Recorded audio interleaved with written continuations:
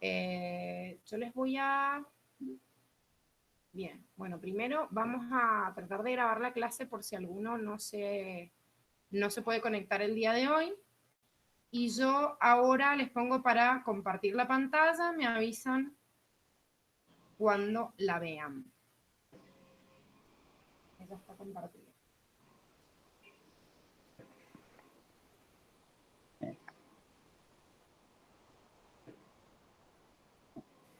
Ahí se está viendo.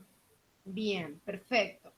Entonces vamos a empezar con esta primera unidad y siempre que vamos a empezar obviamente con una unidad vamos a tener que introducirla, ¿sí? Y si estamos viendo justamente biología, vamos a tener que ver justamente qué es la biología.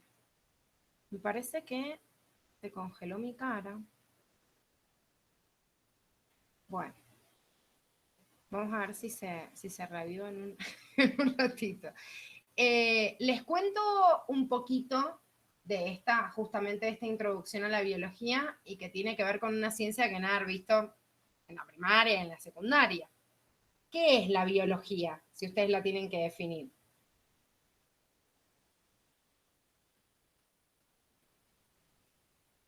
Y la biología podría ser como todo aquello que estudia la biología de los seres vivos, de las plantas, podría ser. Perfecto. O sea, sí, justamente, todos los seres vivos. ¿Sí? Sí. Perfecto, el estudio de todos los seres vivos. Entonces, si yo estoy analizando el estudio de todos los seres vivos, lógicamente, y quiero justamente tener en cuenta todos los seres vivos, tengo que analizar un entorno en el cual existieron esos seres vivos, ¿sí? Decir que la biología es la ciencia que estudia la vida, es decir, bueno, pero pará, ¿la vida dónde surgió? ¿Surgió en un planeta determinado y no en otro? ¿Cuál es el origen de ese planeta? ¿Cómo se explica el origen de la vida? Bueno, y todas esas cosas que por ahí si están eligiendo la carrera de medicina, posta que no les debe haber gustado historia en la secundaria y les debe haber reaburrido, pero desgraciadamente esta primera unidad es inevitable, remontarnos un poquito a la parte histórica, porque no podemos entender el origen de ninguna ciencia si no es explicando cuál es su origen, ¿sí? Entonces, como les digo, esta primera partecita es un poco teórica, vamos a tratar de ponerle onda y si ustedes tienen alguna duda de cualquiera de los conceptos que está acá o que ya tienen vistos, lo vemos en paralelo y lo consultan. La bibliografía con la cual ustedes estudian, como yo les expliqué en el videito, es muy específica. Muy específica significa que la facultad les toma con punto y coma lo que dice en la bibliografía que ellos toman. Y no nos tenemos que olvidar que la ciencia avanza día a día, y por ahí una teoría que se fundamentó durante años de un mes al otro cambia. Y el libro que más ustedes sacan contenido y más concentra la facultad es el libro de Curtis, que tiene una edición del año 2008. O sea, imagínense si de un mes a otro la ciencia puede cambiar, imagínense lo que pasa en un año, lo que pasa en 2 años y lo que pasa en una década. Entonces, uno por ahí, y más en estas partes históricas o de redacción, lee y dice, ay no, pero yo vi un video alguna vez o vi en un programa o leí otra cosa distinta. Sí, chicos, desgraciadamente sí, yo tengo que hacer un esfuerzo mental muy grande para enseñar conceptos que son erróneos. Que hoy en día la ciencia no los toma de esa manera, pero la facultad sí se los va a tomar de esa manera. Así que, desgraciadamente, tenemos que resetear algunas cosas que sabemos y decir, no, bueno, pero la facultad me lo va a tomar de esta manera y siempre, siempre respetar lo que dice la biología de Curtis y de bibliografía asociada que toma la Facultad de Ciencias Médicas. Sí hay un consenso en la ciencia de decir, bueno, ¿cuál es este primer ser vivo, el primer organismo que existió? Que lo tienen acá representado o a través de una minibacteria que se le llama LUCA o ancestro común universal. Esto sí hay una homogeneidad, por lo menos desde las teorías científicas, de que este fue el primer organismo. O sea, hoy se coincide en que el primer organismo que habitó la Tierra fue una bacteria. Ahora, ustedes deben acordarse de la secundaria de haber estudiado los reinos de la naturaleza. Reino Mónera, protista, sí. ¿O no? ¿Y los dominios? ¿Se acuerdan de haberlos visto o no? Sí. Sí, los dominios me acuerdo. Bien.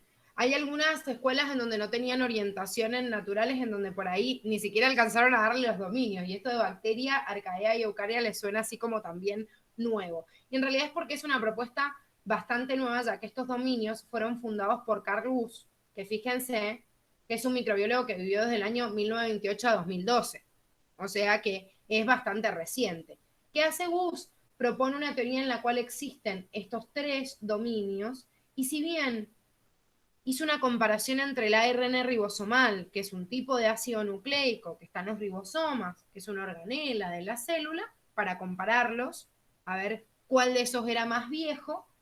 En realidad determinó que ninguna de las ramas era tan anterior a otra, aunque el registro fósil sí me marcaba que había un origen más reciente de estas células eucariotas, construyendo esta gráfica que ven acá, en donde de este ancestro común universal o LUCA se hubiesen originado lo que acá tienen en violeta, que sería toda la rama de las bacterias que hoy agrupamos en el dominio bacteria, esto hubiese dado origen a Arcaea, ¿sí? Que es lo que se ve en rojo, y por último Arcaea, esta rama que dice Eucaria, que son donde se ven todas las células eucariotas. A todo esto, la palabra arcaea viene de arque, que en latín significa viejo. O sea que para colmo durante un montón de tiempo se pensó que las bacterias más viejas, que vivían en condiciones extremas, que se las llama extremófilas, estaban en este grupo, y eran las más antiguas. Pero después descubrieron, después de los análisis de Woese, que en realidad Arcaea, si bien tiene condiciones extremófilas, es más nueva que el dominio bacteria. Lo que pasa que bacteria es más viejo, fueron las primeras bacterias las cuales dieron origen, pero muchas de ellas en el camino se fueron extinguiendo y fueron evolucionando.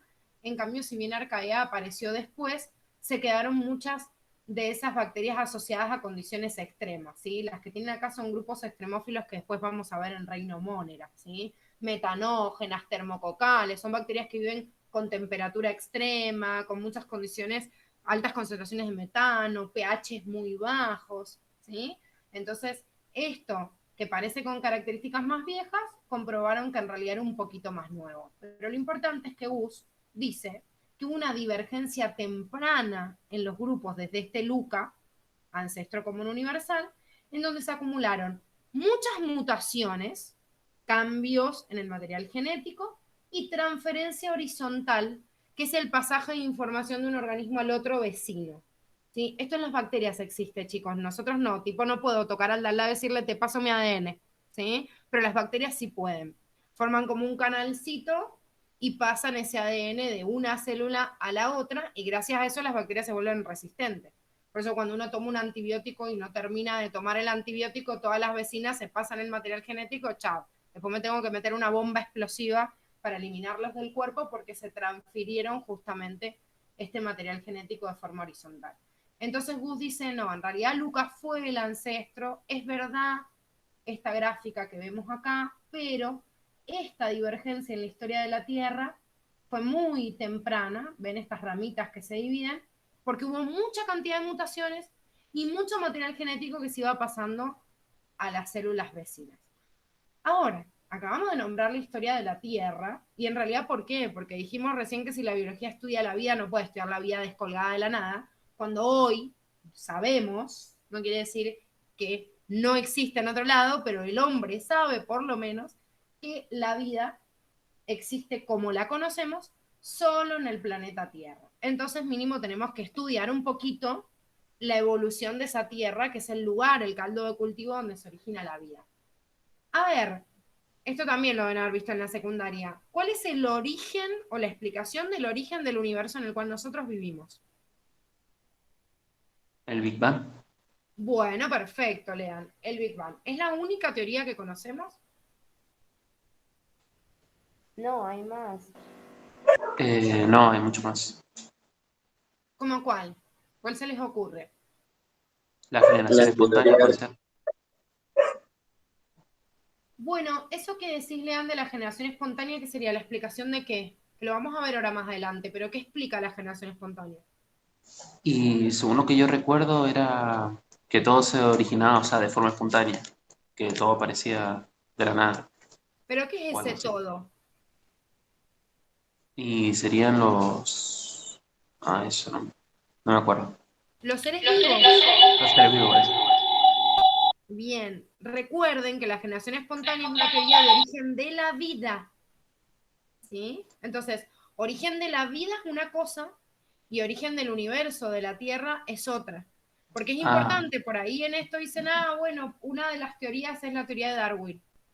No, la teoría de Darwin me explica la evolución o el cambio de las especies, pero no explica el origen de los organismos. De hecho, Darwin nunca pudo dar una explicación al origen de los seres vivos. Solo habló que se transformaban y cambiaban en el tiempo. Entonces, dentro de la creación del universo y de la Tierra, como ustedes dijeron, la del Big Bang es la teoría apoyada científicamente, pero hay Puede una ser que hay teoría, una de que chocaron dos masas, una cosa así. bueno, perfecto. O Hay sea, otra puede, teoría religiosa. ¿cómo? Hay otra teoría religiosa. Bien, y también hay una teoría religiosa que dominó durante mucho tiempo, ¿sí? O sea, el creacionismo, no solo de los seres vivos, sino de la Tierra, y la teoría fijista, que dice que se mantienen constantes a lo largo del tiempo, también es una teoría. O sea, que hay teorías que hablan de una gran explosión, otros de una gran implosión, otros de fuentes que vienen desde el choque de materia con la energía, otros que lo explican por un dios. Bien, ahora, la ciencia hoy apadrina como teoría más lógica la teoría del Big Bang. ¿Es la única? No. ¿Pueden existir otras? Sí. Pero como son futuros médicos y por ende futuros científicos, tienen que conocer lo que apadrina la ciencia. De acuerdo a esa teoría del Big Bang, ubicamos la formación de la Tierra, o sea, el origen de la Tierra primitiva, hace 4.600 millones de años. ¿Pueden encontrar diversidad en estos datos? Sí, chicos. Si ustedes googlean esto, a veces les va a decir 5 millones, 4.800. No me importa, tomo este dato porque es el de Curtis, ¿sí? Como les dije al principio. Tomamos los datos de la bibliografía como certeza. Ahora, si bien este es el origen de la Tierra, esta Tierra, o sea, la teoría del Big Bang se ubicaría mucho antes de esto, porque sería el origen de todo el universo. Y se piensa que en esa teoría del origen del universo, más o menos hace 5.000 millones de años se origina el Sol. Y hace 4.600 millones empiezan el origen de los planetas, donde estaría ubicada también la Tierra. Bien, ahora se demoró más de 1.000 millones de años más de evolución para originar los primeros procariotas. Este sería el origen de Luca, del ancestro común universal que estábamos nombrando recién. El origen de la vida. Acá en el origen de la vida yo puedo explicar distintas teorías. Y ahí entraría también el creacionismo, entraría la generación espontánea como nombraron recién también. Y existe la teoría hoy apadrinada por la ciencia del origen de la vida. ¿Alguno la recuerda? ¿Cómo explicamos hoy cómo se origina la vida?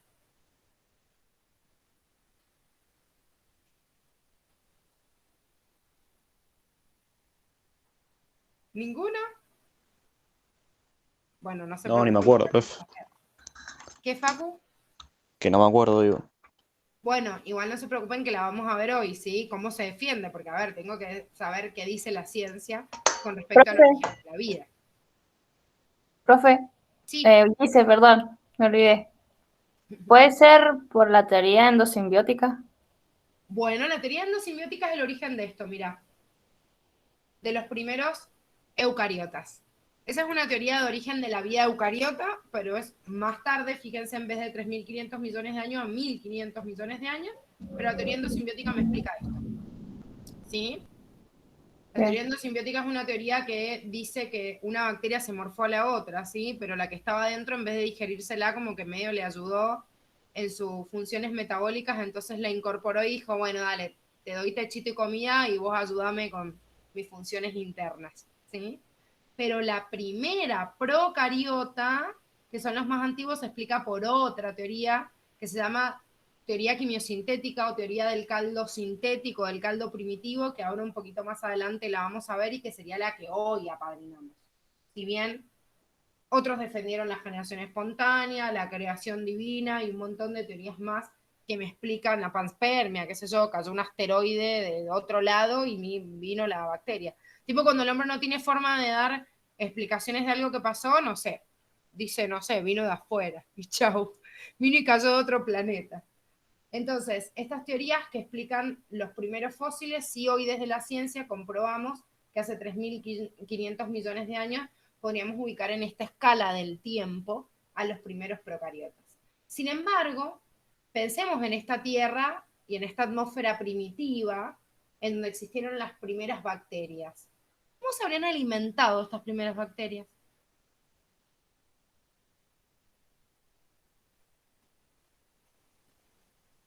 Piensen.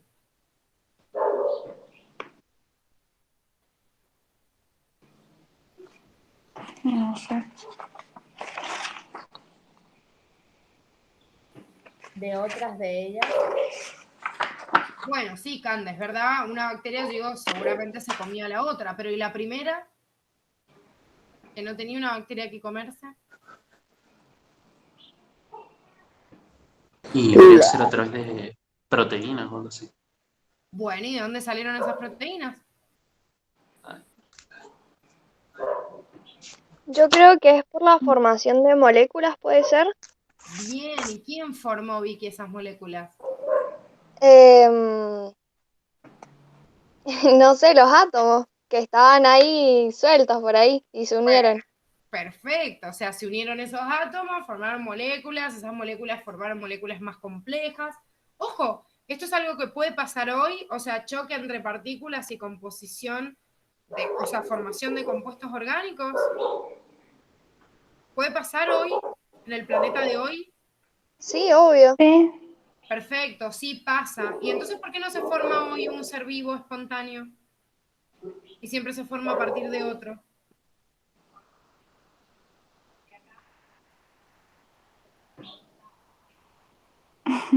Qué buena pregunta.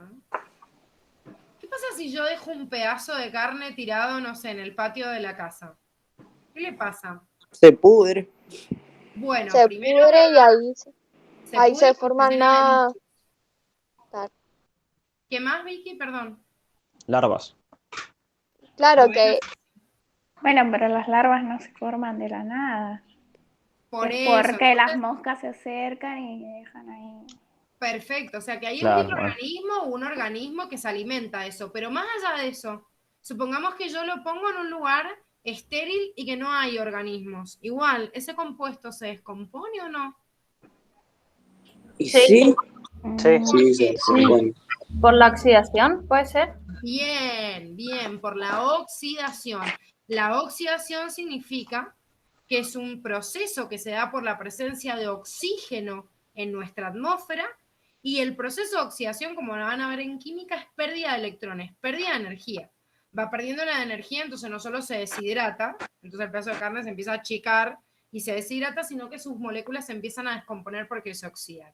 Ahora, pensemos, ese oxígeno hoy en la atmósfera, ¿quién lo brinda? O sea, ¿por qué hay oxígeno en la atmósfera? ¿Quién lo pone ahí? Las plantas. Las plantas o cualquier productor fotosintético. En esta tierra Claro. primitiva, ¿había quien liberara oxígeno a la atmósfera? No. No, yo creo que no. No, no había, chicos. La atmósfera primitiva en la que aparecieron estos fósiles procariotas más antiguos no tenía oxígeno, entonces los compuestos no se oxidaban.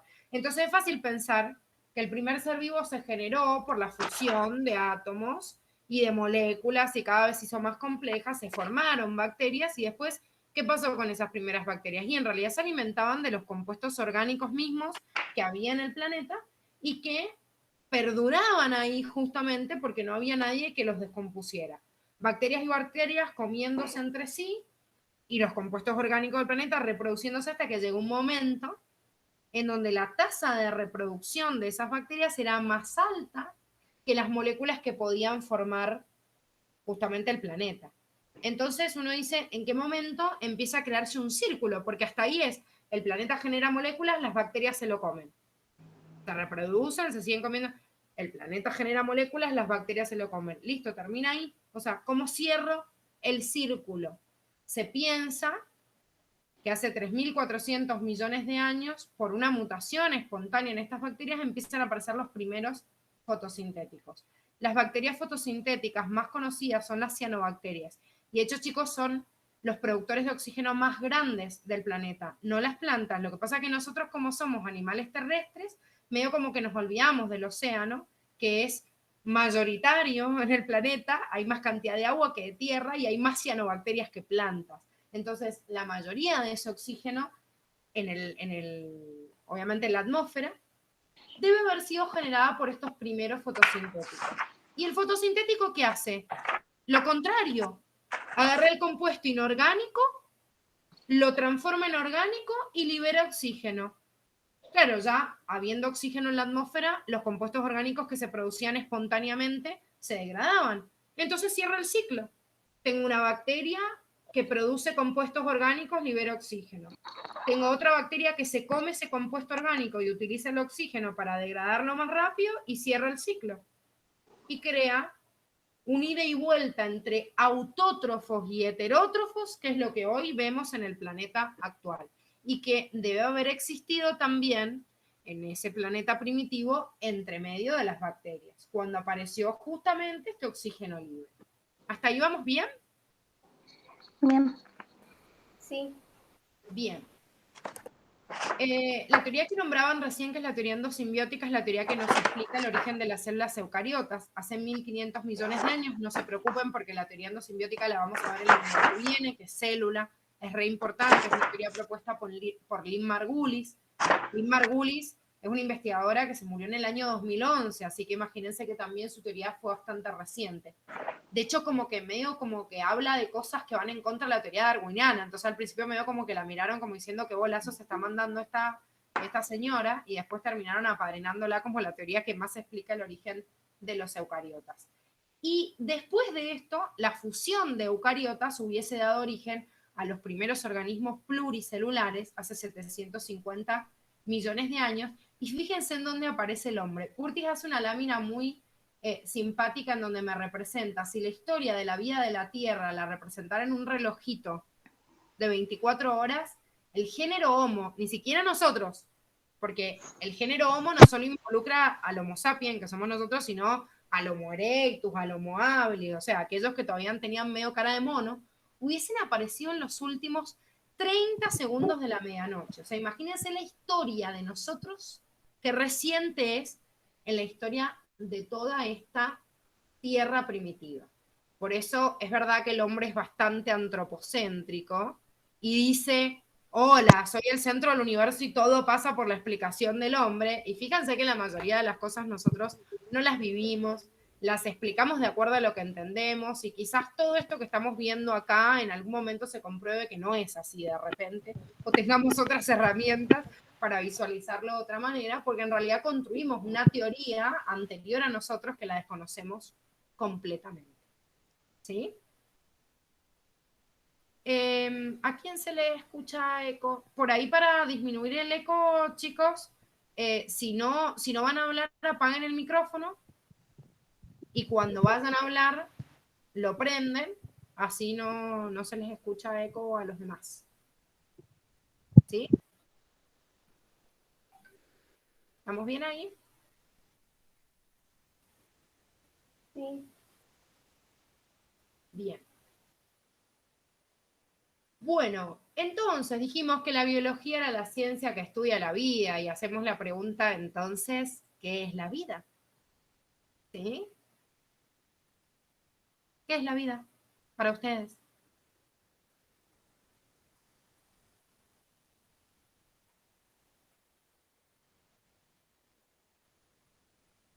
¿Ninguno puede definir la vida? ¿Algo que se les ocurra así? Y sería todo lo que abarca a los animales, las plantas, o sea, los seres vivos. Perfecto. Entonces, ¿qué tienen los animales, las plantas o todos esos que no tienen una roca, el agua o una pared? Para mí Y la vida, serían procesos de Comportamientos, alimentación. características. Claro, eso. claro, Perfecto. Hay características que tienen los seres vivos que no existen en el medio inerte, ¿sí? ¿Cuáles serían esas características? vives, no, digo, se reproduce, Bien. nace, Nacer, crecer, reproducirse y es, morirse. Perfecto, bueno, eso se llama ciclo vital. Esto lo venimos viendo desde muy chiquititos, y este ciclo vital, que expresa parte de las manifestaciones de vida, hoy nos parecen re básicas porque las conocemos a todas, pero en un determinado momento esto no era tan claro. Entre el siglo XVII y XVIII, una de los debates más importantes que había en la ciencia era la explicación de los seres vivos a través de una máquina, o sea, los mecanicistas, como René Descartes, que me explicaba al ser humano como una máquina, y a los animales también, tipo el corazón es una bomba, el cerebro es una computadora, las articulaciones son como bisagras de una puerta, o sea, digo, bueno, es como una máquina que no sé cómo está funcionando de otra manera, pero lo explicaba todo en base a una máquina. Pero empiezan a aparecer entre el siglo XVII y XVIII lo que conocemos como vitalistas. Y los vitalistas dicen, bueno, pero pará, no es que los seres vivos sean como una máquina porque tienen algo, que a ese algo le pusieron el nombre de espíritu vital, que ese espíritu vital los transforma en algo distinto al medio inerte. Porque yo de repente veo un río y yo puedo decir el cauce del río crece, y sí, de repente, qué sé yo, el agua de deshielo pasa y el río yo lo veo así, después creció. Claro, pero ese crecimiento por suma de mayor cantidad de átomos y de moléculas que forman ese agua que está en el río, no es igual que el crecimiento de nosotros, porque nosotros generamos de alguna forma ese crecimiento. En cambio, el cauce del río depende de la cantidad de materia que yo tenga disponible.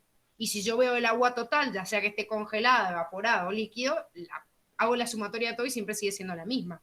En cambio, nosotros tenemos la capacidad de crear materia. Bueno, esto es lo que los vitalistas llamaban que esa función vital lo hacían a través de este espíritu vital. Y por eso en el siglo XIX hubo una duda muy intensa entre cuál era el origen de ese espíritu vital, pero se rechaza el mecanicismo. O sea que estas dos escuelas que tienen acá, inauguradas por Pasteur y que cierran con los hermanos Buchner, en realidad son dos caminos del vitalista.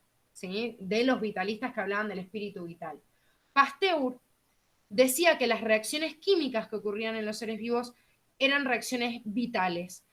Por ejemplo, Pasteur estudió mucho con las levaduras, que las levaduras son un tipo de hongos, que son las que producen la fermentación, por ejemplo, del jugo de las uvas para transformarlo en vino, o no sé, o de la manzana para transformar una sidra. O sea, al fin y al cabo, una reacción que transforme el azúcar en alcohol. Y Pasteur decía, esto ocurre en un ser vivo, nada más. No ocurre en el medio inerte. O sea, yo no puedo obtener esta transformación química en algo que no sea un ser vivo. Por eso Pasteur decía en el siglo XIX que este espíritu vital habitaba solo en los seres vivos y había reacciones físicas y químicas y reacciones vitales. Pero más tarde, estos hermanos comprueban que todas estas reacciones químicas que ocurrían en los seres vivos también ocurrían en el medio inerte, porque logran aislar de esta levadura, de las mismas levaduras que estaban estudiando Pasteur, un componente adentro que hoy sabemos que se llama enzima, que es un tipo de proteína que cataliza una reacción química que le pusieron el nombre de fermento, y de ellos viene el nombre del proceso de fermentación, que también vamos a ver más adelante, y lo que comprueban es que esta enzima dentro del organismo es lo que hace este proceso. Pero en realidad si yo lo pongo en un tarrito de laboratorio, saco al hongo y meto la enzima, nada más logro lo mismo. Entonces, desde este punto y en el siglo XIX, donde se dice, no, pará, las leyes de la física y la química también se respetan dentro de los seres vivos, no solo fuera. Hay determinada combinación de ellos que hace posible la vida y en el medio inerte no, por una colección de todos, pero no es que la reacción que ocurra dentro es distinta. Y por eso justamente, para el ingreso de ustedes de la carrera como medicina, no ven biología nada más y tienen que ver física y química, porque la biología no se entiende sin estudiar a la ciencia que estudia la materia y a la ciencia que estudia la energía. ¿Sí? Sí. ¿Vamos bien? Sí. ¿Sí? Bien. Sí. Bueno, acá hay un cuadrito que al que no le gusta estudiar historia es un embole, tienen que estudiar investigadores que por ahí se los han olvidado, y dicen, no, tengo que estudiar esto, por ahí no me acuerdo. Bueno, desgraciadamente, chicos, le pueden meter alguna pregunta teórica, no les digo que es lo más común del mundo, después de todas las unidades van a ver que uno empieza a priorizar qué es lo que estudia y qué es lo que no, pero les aviso que he encontrado en un montón de exámenes de ingreso algunas preguntas teóricas que son de unidades como esta, de ecología, de evolución, de esta primera unidad de diversidad biológica, en donde hay datos que ya tenemos que tener en cuenta. Entonces, este cuadrito les trata de resumir lo que fue pasando en la historia, desde la edad antigua hasta la actualidad, para explicar hoy desde la ciencia, llegar a esta teoría que yo les decía recién, la teoría de la teoría, perdón, quimiosintética, que es la que se apadrina desde el siglo XX por Oparin y Miller. Que no significa que sea la única, porque hay más, pero les digo que vamos a tomar como protagonista esta y a la de Signet Fox, que son las que nombra Curtis. Bien, ahora, recién nombraban como origen de la vida la generación espontánea. Y la generación espontánea, en realidad, cuando empieza el auge de la ciencia, porque no nos olvidemos que durante muchos años no es que no existieran científicos, sino que la Iglesia Católica no solo dominaba en la ciencia, sino en el pensamiento popular de toda la gente. Ir en contra de Dios era motivo de muerte. O sea, guillotina y se acabó la vida. No era tan fácil decir, che, a mí me parece que tipo un ser vivo puede haber salido de otro lado. Entonces, la creación divina y desde la ciencia, la creación de los seres vivos a través de un Dios, fijos en el tiempo, que no cambian, que a través de una varita mágica se crearon en los 7 días de la creación divina y chau, y desde ahí se conservan, fue una idea que desde la Edad Media hasta el siglo XVI siguió invadiendo absolutamente a todos los contemporáneos. Entonces, cuando uno recolecta la bibliografía, primero que nunca nos vamos a enterar que escribieron, por ejemplo, nuestros aborígenes, porque la historia de América escrita por eso no existe. Entonces encima me la cuentan de afuera, me la cuentan los europeos y vemos qué onda, a ver qué es lo que me están diciendo. Pero de acuerdo a la historia que viene desde afuera, mucha bibliografía de contemporáneos en las cuales la Iglesia Católica dominó, no se encontraron nunca. En la época de la Inquisición quemaron todo al carajo, o sea que hay un montón de cosas que no vamos a descubrir nunca. Pero desde ese siglo XVI, siglo XVII, cuando se empiezan a interesar por la ciencia, incluso la gente desde adentro de la iglesia, como fue Santo Tomás de Aquino, San Agustín, empiezan a buscar bibliografía anterior y por eso empieza a resaltar tanto de la Grecia antigua, y en la biología lo nombramos tanto a Aristóteles. No es que Aristóteles debe haber sido el único crack o el único filósofo copado que escribió cosas, pero nosotros nos llegó hasta nuestra era muy poca cantidad de bibliografía y algunos como Anaximandro o Aristóteles son protagonistas porque fueron los que fueron recuperados desde la iglesia. Se dice que como Aristóteles hablaba de un mundo supralunar o infralunar, San Agustín o Santo Tomás de Aquino retoman mucha de esta bibliografía de la Grecia antigua diciendo, no, entonces Aristóteles creía en un dios, o sea, supralunar, arriba Dios, abajo, los terrenales, y en realidad Aristóteles nunca habla de un dios. De hecho, si nosotros leemos los escritos filosóficos de Aristóteles, nos damos cuenta que, hablando desde la biología, tiraba más para la generación espontánea, o sea, para el origen espontáneo de los seres vivos, y no a la creación divina. Pero sí es verdad que Aristóteles lo que hizo, y fue significativo para la biología, fue organizar una escala natural. Esto sí lo vamos a ver en diversidad biológica también. ¿Qué quiere decir esto? Que Aristóteles hablaba en realidad de la organización de los seres vivos a través de una escala natural. Una escala en la naturaleza, como por ejemplo Aristóteles decía que el hombre, el ser humano, por ahí en otra vida había sido, no sé, una medusa, que a través de su reencarnación y por haberse superado en esa escala natural había llegado a ser hombre. Entonces de repente fuimos una medusa que después se transformó, no sé, en mariposa, después en un cangrejito, no sé, después llegó a ser hombre. Pero esa teoría que explica la transformación de los seres vivos de Aristóteles, en realidad nunca marca el origen de la creación divina. Entonces podríamos decir que en la Edad Antigua había una idea de generación espontánea que durante mucho tiempo fue aplacada por la creación divina. Pero ya en el siglo XVII ya empieza el auge del microscopio. Recuerden que el microscopio se crea entre el siglo XV y siglo XVI, como lentes muy precarias, pero en donde yo puedo ver un poquito más. Entonces, ya era muy difícil entender que la vida parecía un dios y la gente quería una explicación como más contundente, decir, bueno, a ver, pará, pero ¿de qué está hecha la vida? ¿De dónde sale? Redi, Francesco Redi, que fue uno de los patrocinadores de esta generación espontánea en el siglo XVII, y deben haber visto alguna vez en la secundaria sus experimentos, hablaba de la fabricación de larvas o de gusanos o de moscas a través, por ejemplo, de un pedazo de carne en un proceso de descomposición. Es más, en esa era habían escritos muy chistosos, chicos, tipo cómo fabricar una rata a través de una camisa sudada, o cómo fabricar, no sé, gusanos a través de vegetales en putrefacción. O sea, claro, era buenísima la teoría, porque de repente digo, yo no sé dónde sale la larvita, pero bueno, vos ponés en tu casa un tarrito de carne y vas a ver que en tantos días vas a encontrar tantas larvas. Era como algo que el hombre podía ver. Después de no poder ver nada de la teoría que hablaba la iglesia y es todo fe y no puedo ver nada, imagínense que fue una novedad terrible. Y estos experimentos de Francesco Redi y todos los contemporáneos dieron un auge muy importante a esta generación espontánea, que con el correr del tiempo y ya en el siglo XVIII ya lo dejaron medio rezagado nada más a los organismos microscópicos. Por eso empiezan a haber otros experimentos como Enigman o Spallanzani que ya hablan de una fuerza vital y empiezan a hacer caldos de cultivo solo para crear microorganismos. Pero acá porque existía el microscopio. Entonces digo, no, pará, la mosquita no salió del pedazo de carne, vino, se posó. Bueno, pero lo que le dio el origen a la mosquita, ¿qué fue? Y algo más chiquitito. Y eso algo más chiquitito. Hasta llegar en un microscopio a ver microorganismos como protistas o como bacterias. Bien, pero esas bacterias, ¿de dónde salían?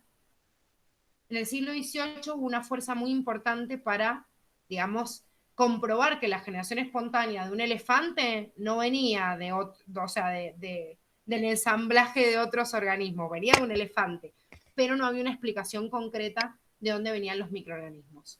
Spallanzani lo que hace es decir esta fuerza vital que nosotros, que venían defendiendo los vitalistas, en realidad, si yo calentaba a ese caldo de cultivo de microorganismos, mataba en realidad esa fuerza vital y no podía encontrar esos organismos. En cambio, si yo el frasquito lo dejaba abierto y dejaba que esa fuerza vital que estaba en el medio entrara, se seguían reproduciendo. ¿Quién rompe esto, chicos? Y aparece en el siglo XIX importante, Pasteur. Deben haber escuchado el proceso de pasteurización, ¿o no? ¿No? Leche pasteurizada, ¿no suena? Sí, sí. Sí. Bueno, esta pasteurización a través de Pasteur, estamos, siglo XIX, fíjense que en realidad lleva a cabo un proceso Pasteur en donde comprueba que no. Desgraciadamente en ese caldito primitivo no hay ninguna fuerza vital, no hay nada que salga de ahí porque lo quema y con eso comprueba en realidad eliminar todos esos microorganismos que venían del medio y en ese caldo de compuestos orgánicos no apareció nunca más ni una bacteria, ni un protista, ni nada que se reprodujera. Entonces, claro, Pasteur rompe con el mito de la generación espontánea y todos los seres humanos se quedan en ese entonces con una cara de signo de pregunta y dicen, bueno, bien, entonces yo ya no le creo a la iglesia que la vida viene de parte de Dios, tampoco la generación espontánea, entonces ¿de dónde viene la vida? Y ahí es cuando hay un vacío en la ciencia, en donde aparecen algunas teorías alocadas como la panspermia que hablábamos al principio, en el siglo XX, duró muy poquita. Esta teoría de decir, bueno, dale, el hombre no puede explicar dónde viene la vida, seguro que vino de afuera, ¿sí? Chocó así alguna cuestión extraña desde afuera del universo en la Tierra y trajo alguna bacteria por ahí y se empezaron a originar los seres vivos de esta manera. Y en este momento, en donde no había una explicación muy concreta, donde algunos empezaban a defender la panspermia, aparece la teoría quimiosintética o del caldo primitivo, de la sopa primitiva, la sopa de cultivo, la pueden haber escuchado de distintas formas, en donde Oparin y después Miller, que lo lleva al laboratorio, ¿sí? A esto, que es la teoría de los coacervados, Miller, ¿qué hace? Lleva el experimento de Oparin simulando en el laboratorio lo que hubiese sido esta atmósfera primitiva, pone todo ese caldo de cultivo y dice, de repente puedo generar las mismas condiciones que había en ese planeta primitivo. Entonces, ¿qué quiere decir esto? Altas temperaturas, una atmósfera reductora, con mucho hidrógeno, con mucho helio, sin oxígeno, con compuestos que se iban a formar espontáneamente en ese momento, como el metano o el amoníaco, que me darían las bases nitrogenadas a los compuestos, y a través de la fuerza eléctrica, que esto lo da la energía lumínica de ese entonces, muy fuerte, imagínense al planeta Tierra prendido como una gran bola de fuego, dando vuelta alrededor del Sol, el origen de compuestos orgánicos espontáneos que podrían haber originado estas burbujitas que vemos acá, que serían como una membranita plasmática separando del medio. A esto que se le llama coacervados se ha podido originar en el laboratorio, ¿sí? O sea, Oparin dio la teoría, Miller lo llevó al laboratorio y fabricaron como este intento en donde había moléculas orgánicas y un medio aislado completamente distinto del exterior. Ahora, si preguntan, ¿realmente existe la fabricación de una molécula completamente viva a partir de esto, de la nada? No, chicos. Todavía la ciencia no descubre esto. Y sinceramente espero que no lo descubra porque creo que va a ser una catástrofe.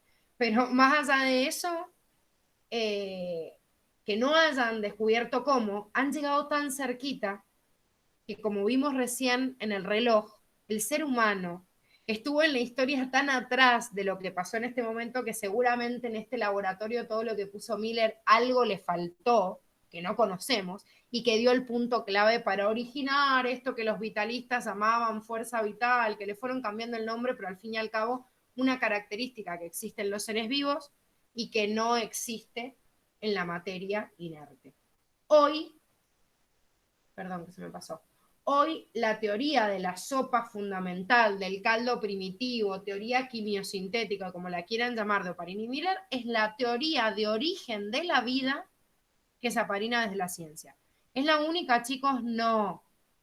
¿Deben haber leído alguna otra distinta? Sí, pueden leer un montón. Como les digo, es la teoría más apadrinada y, si bien les menciona el libro de Curtis, la teoría de Sidney Fox, que yo se las puse acá, es un anexo, ¿sí? Fox en realidad dice, bueno, en vez de hablar de la teoría de los coacervados, que estábamos hablando recién de Oparin y Miller, habla de unas microesferas proteinoides. ¿Por qué? Porque en realidad Fox logró comprobar que lo primero que se formaban de estas estructuras eran proteínas y no los otros compuestos orgánicos.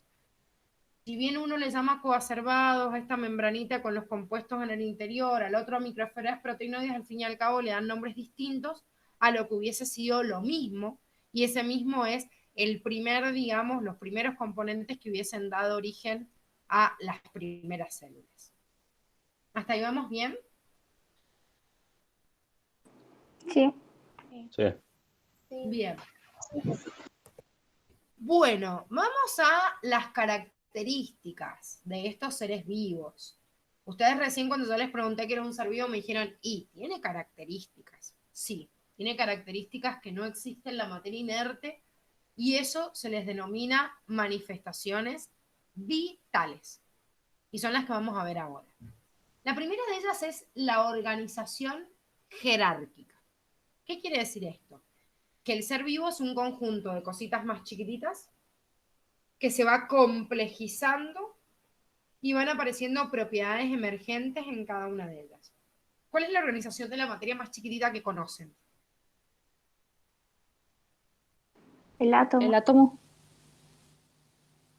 El subatómico.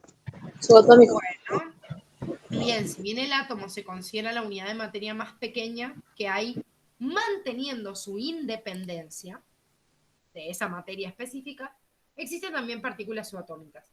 Les cuento para los que no sepan que incluso hay partículas más chiquititas que las subatómicas, ¿eh? O sea, cómo está formado un electrón, un protón. Pero bueno, Curtis me toma como punto de referencia ese inicial que serían las partículas subatómicas y forman los átomos. Los átomos cuando se agrupan, ¿qué forman? Moléculas. Moléculas. Las moléculas forman macromoléculas, estas complejos de macromoléculas, hasta que llegó a la célula. ¿En qué nivel de organización ubicarían un virus? Celular.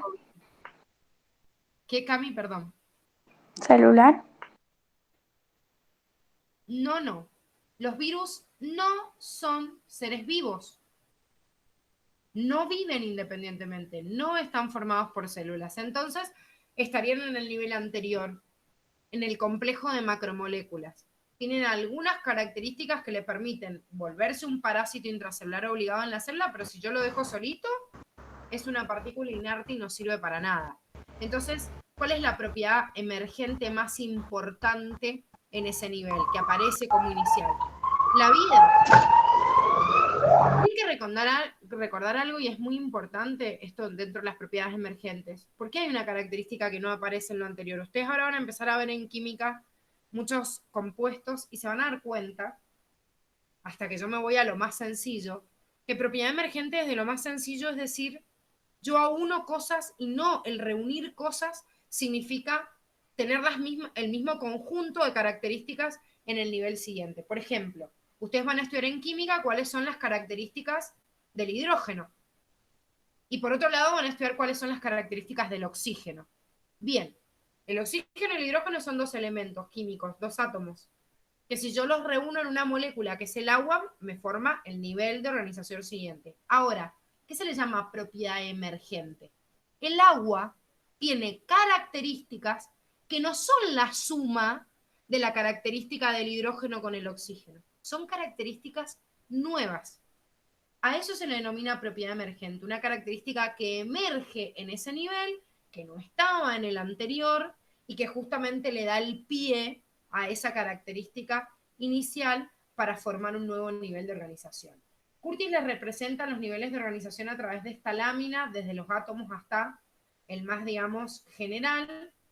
Y en la punta de clase yo les puse un resumen de cada uno de ellos para que lo puedan definir, desde el nivel subatómico, qué hay en los átomos, en el nivel macromolecular, celular, y no solo eso, sino niveles que nosotros vamos a estudiar mucho en biología, desde la célula hasta el organismo en sí, contando que hay organismos que son solo células, como una bacteria, pero hay otros que son un conjunto de células que forman tejidos, los tejidos órganos, los órganos sistemas de órganos, y niveles de organización ecológicos, que otra vez, aunque estén en medicina y no les guste mucho estudiar, a las poblaciones, a las comunidades, qué pasa en un ecosistema y todo eso, que no es muy agradable para un estudiante de medicina, lo tienen que ver. ¿Sí? Entonces vamos a ver también los niveles de organización ecológica hasta llegar al nivel más complejo. Esto es organización jerárquica, desde lo más chiquitito hasta lo más grande. Vamos a la segunda característica de los seres vivos, y esta característica es que los seres vivos son un sistema abierto, ¿sí? Que intercambian materia y energía con el exterior, pero además procesan la información en su interior. ¿Y cómo procesan la información en su interior? A través de manifestaciones o características vitales que son fundamentales. Una de ellas es el metabolismo. Vieron que más allá del ciclo vital, ustedes recién dijeron como característica de un ser vivo que, por ejemplo, se alimenta. Uno dice, bueno, obtiene materia del exterior, pero esa materia que obtiene del exterior por ahí la transforma. Las transformaciones de la materia a través de las transformaciones energéticas y a través de procesos de reacciones químicas se denominan metabolismo. Recién estábamos diciendo, por ejemplo, que Pasteur dice, no, la reacción vital ocurre en el ser vivo y no fuera. Bueno, no, en realidad se comprueba que estas reacciones se llevan a cabo a través de enzimas, pero al fin y al cabo son adentro de los seres vivos reacciones químicas. Entonces, las reacciones químicas de adentro de nuestros seres vivos, todo el conjunto de ellas se llama metabolismo. Ahora, ese metabolismo lo puedo dividir en dos: reacciones catabólicas, reacciones anabólicas. ¿Sí? ¿Cuál es la diferencia entre estas? Que el catabolismo es de lo grande, de grado, y voy a lo chiquitito. El anabolismo es desde lo chiquitito, voy a lo complejo. Ahora, yo les pregunto, de cualquiera de estas dos reacciones, si yo hablo en base a la energía, ¿en qué reacción yo voy a necesitar energía para llevarlo a cabo? ¿En el catabolismo o en el anabolismo? En el anabolismo. Obviamente, si yo quiero de esto chiquitito tejer esto grande, para unir cada una de estas pelotitas entre sí necesito energía. O sea que el anabolismo es un conjunto de reacciones endergónicas, meten energía. Y el catabolismo es lo contrario. Y es el fundamento por el cual nosotros comemos todos los días de nuestra vida. Degrado el alimento, obtengo los componentes chiquititos, esos aminoácidos, ácidos grasos, monosacáridos, como vamos a ver mañana en los compuestos orgánicos de la materia, pero lo importante es que yo degrado esto, obtengo la materia prima, pero libero energía. Entonces, esto que tienen acá, libero energía, consumo energía, me está representando la base de todos los procesos que ocurren en los seres vivos. Chicos, ojo con esto porque cuando se habla de la nutrición, nos dan como ejemplo de anabolismo en la escuela, ¿qué proceso? ¿Cuál reacción anabólica recuerdan que hayan visto en la escuela de una reacción chiquitita que pasa, o sea, un compuesto chiquitito que pasa algo más complejo? ¿Ninguna? ¿Fotosíntesis así de repente no les suena? Los glúcidos. No, el proceso, ¿cómo se llama? Glúcido es un compuesto orgánico. No sé eso. ¿Han visto Sí, la fotosíntesis? fotosíntesis, sí. Bueno. ¿Quién lleva a cabo la fotosíntesis?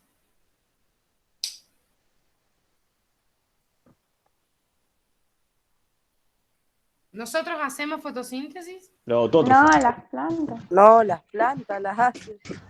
Bien, las plantas, las algas, o sea, todos los autótrofos. Entonces, mi pregunta es, si el ejemplo más común de anabolismo que siempre me ponen que es la fotosíntesis, ¿sí?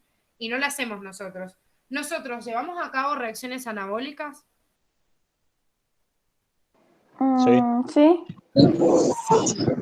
O sea que no confundamos, chicos, el proceso general de nutrición como único proceso anabólico. Todas nuestras células y las células de todos los seres vivos hacen catabolismo y anabolismo. El de ¿Y una qué proceso? planta, ¿cómo Ay, hay? perdón. ¿Qué proceso de anabolismo hay que hagamos nosotros?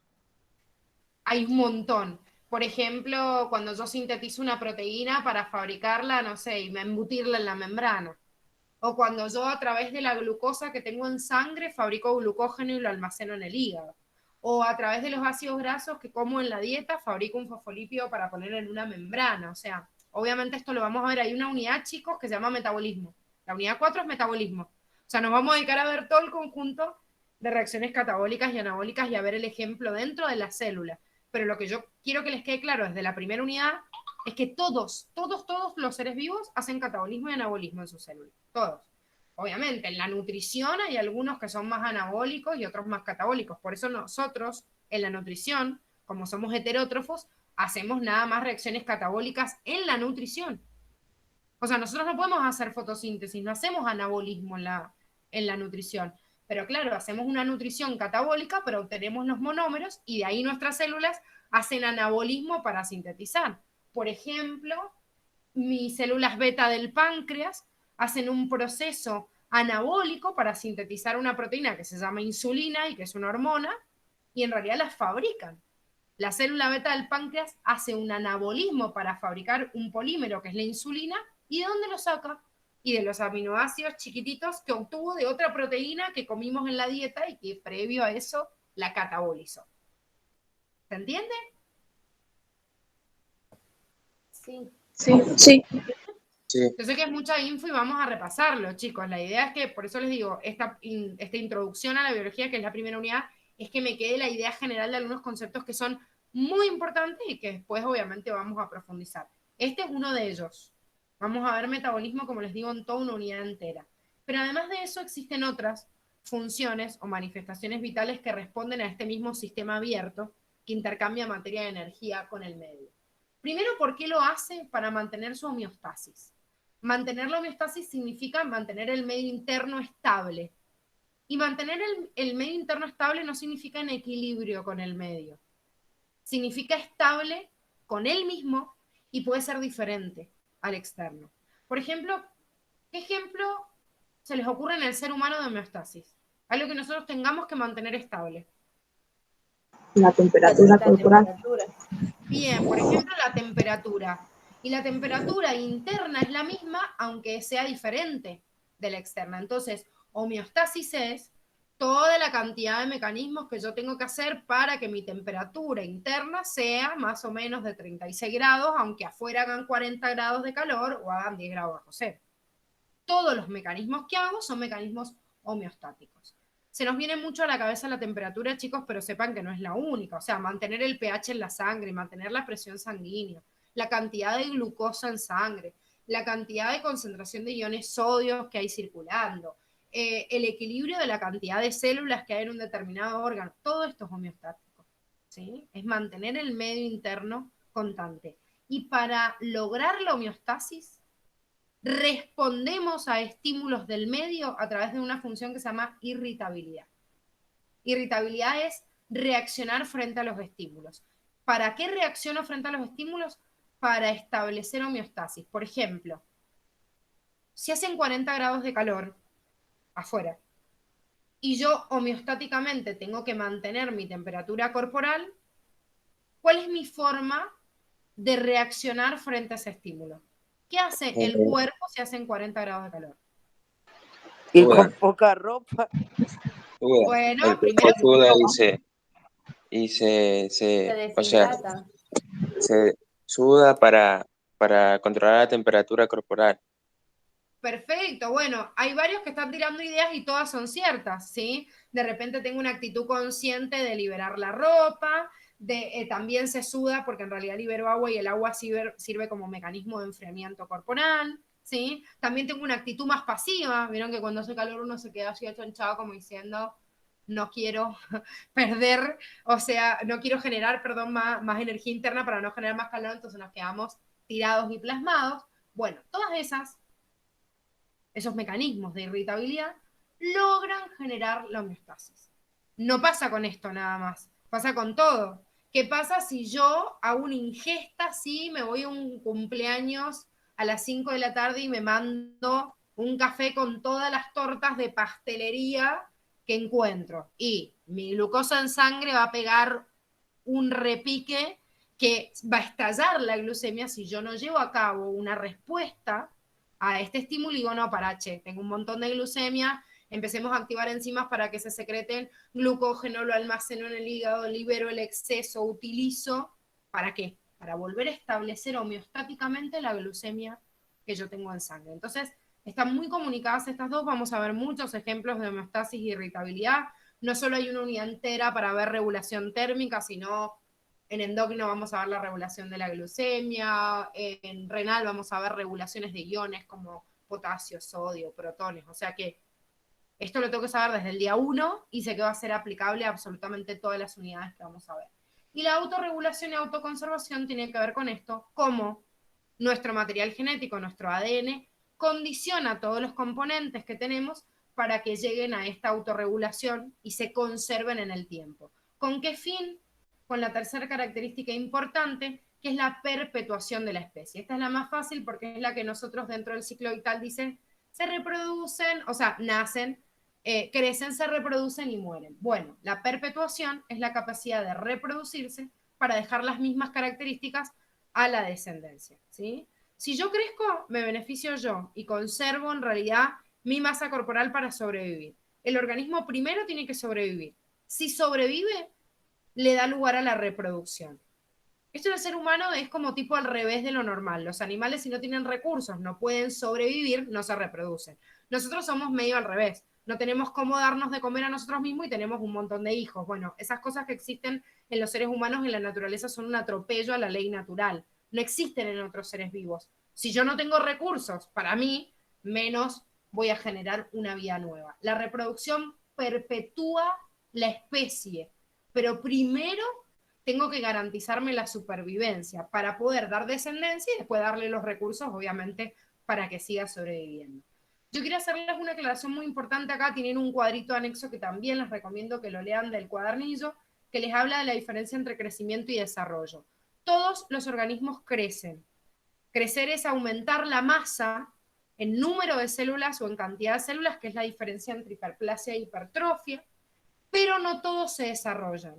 Desarrollarse es transformar la función de las células en el tiempo. Por ejemplo, la neurona que tenemos nosotros cuando tenemos 5 años en el cerebro no es la misma que cuando tenemos 80.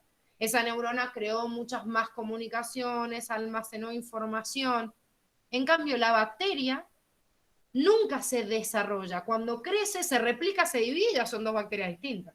Entonces, el crecimiento es de todos los seres vivos, pero el desarrollo no. ¿Sí? O sea que cuando hablo del ciclo vital y digo crecen, se desarrollan y se reproducen, ojo con este se desarrollan, porque hemos redactado el ciclo vital de esta forma durante mucho tiempo, pero hay muchos microorganismos en donde este término no vale.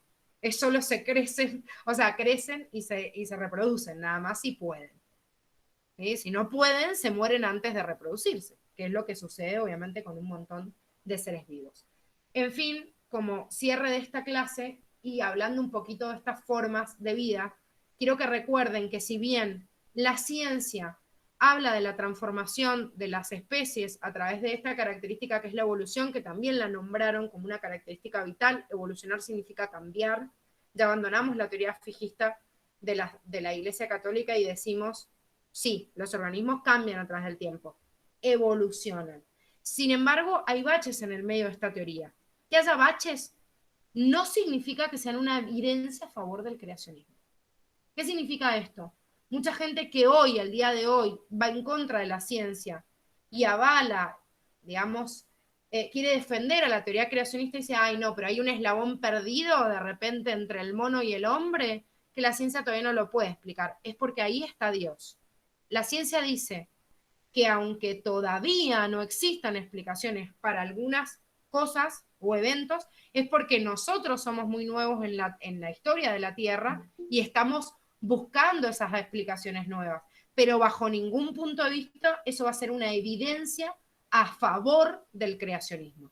Y esto, chicos, quiero que quede claro desde la primera clase, cada uno de ustedes es libre de creer lo que quiera, de las puertas para dentro de su casa, y si quieren creer en Dios, creer en Alá o en quien sea, cada uno tiene su teoría. Ahora, sepan que para rendir en la Facultad de Ciencias Médicas tienen que conocer la base científica y hoy la ciencia avala la teoría quimiosintética del origen de la vida y la explicación de la transformación de las especies de la evolución, anulando el creacionismo y el fijismo. ¿Sí?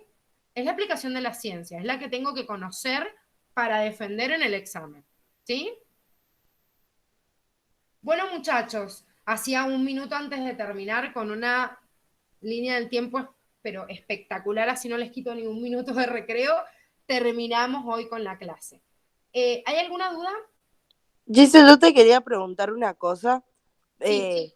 Entré recién porque me fijé y me habían mandado las cosas del Moodle y ahí pude entrar, pero me metí a la carpeta y no me deja abrir ningún archivo. No, porque todavía no hay nada. No están Me habilitados y no aparece lo como pueden que ver. No. vas a subir algo, pero como que no está subido, entonces no lo puedo abrir. Claro, en realidad están subidas cosas, pero ustedes no las pueden ver todavía porque se las vamos habilitando semana por semana para que no se confundan. Con que puedas entrar y veas la carpetita que dice Introducción a la Biología, genial. Sí, eso. A mí me aparece igual. Bien, perfecto. Sí, ahí en esa carpeta que ven ahí les va a aparecer un práctico que dice TP Evaluatorio Unidad 1, que es el que vamos a usar el jueves. Eso es lo que quiero que vean. Perdón que me está sonando la alarma del recreo, entonces la apago si no se va a escuchar. Eso es lo que quiero que verifiquen, que está en realidad, digamos, la carpetita. Las cosas les van a ir apareciendo ahí y ustedes, chicos, tranquilos, porque el grupo de WhatsApp siempre es el soporte, entonces nosotros les vamos avisando. Les subimos tal cosa al Moodle, en este momento nos vamos al Moodle, en este momento tienen un videíto para guardar y encima los que en la semana por ahí se hayan perdido algo, les mandamos, como le dijimos en el video, un resumen semanal el viernes, aunque ustedes no cursan con biología, les mandamos en realidad de las 3 áreas y en ese resumen semanal les decimos qué es lo que hicimos en la semana, qué teoría desarrollamos, en dónde pueden encontrar los enlaces, cuáles son los prácticos que tienen que ir haciendo en Moodle, si tienen un examen, cómo lo rinden. Así que por ahora tienen que ver la carpetita esa, ¿sí? Bien. Ok. Ok. Bueno, chicos, entonces los dejo hasta mañana. Sepan que